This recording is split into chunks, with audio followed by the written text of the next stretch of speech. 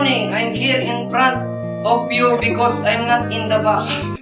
I'm standing here because I'm not sitting. Before I start my speech, I like to finish it. Good morning, ladies and gentlemen, especially to Sir Faragulus. Before I start my speech, may you kiss the bride.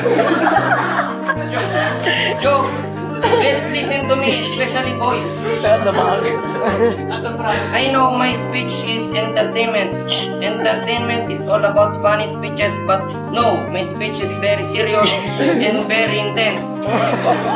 Just focus on me. My topic for my speech is how to cook a sopas. Sopas is the fastest food. Sopas can warm the cold.